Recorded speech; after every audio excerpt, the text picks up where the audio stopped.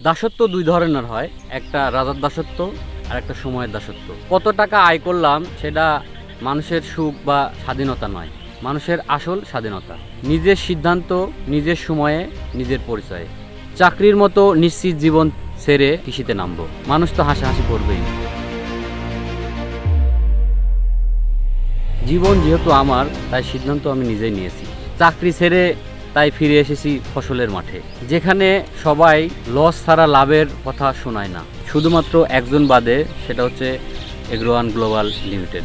কৃষিতে নামা আমার এগ্রোওয়ানের হাত ধরে। কখন কি চাষ করব এবং কিভাবে করব, কি করলে প্রতিকূল আবহাওয়াতে ফসল টিকিয়ে রাখতে পারবো, চাষবাসের এমন কোনো বিষয় নাই যা এগ্রোওয়ান আমাকে শিখায়নি। তাদের দেখানো পথে হেঁটেই আজ আমার এলাকায় কৃষকদের আমি রোল মডেল। আমার নেতৃত্বে এখানে তৈরি হচ্ছে একাধিক কৃষি পরামর্শ ক্লাব। কৃষকদের কোনো দল থাকতে পারে যেখানে কৃষকরা সবাই একতাবদ্ধ হতে পারে? সেটা কৃষি পরামর্শ ক্লাব গঠন না করলে বুঝতেই পারতাম না। একসময় চাষাবাদ ছিল এলোমেলো, কখন কি করব তার ঠিক ঠিকানা নেই। এখন স্মার্ট কৃষি পরামর্শ ক্লাবের সাথে যুক্ত হয়ে এক ছাদের নিচে সবাই কৃষি কাজ করছে। কৃষক একতাবদ্ধ হয়ে কাজ করলে তাদের ভাগ্য পরিবর্তন হবেই, দেশের চিত্রও পরিবর্তন হতে সময় লাগবে না।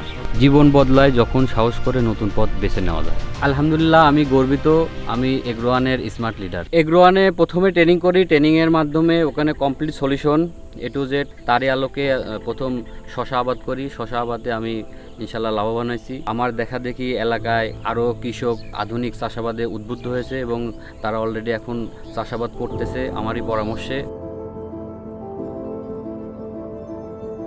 কৃষকের সংগঠন থাকলে কৃষকের লাভ হবে।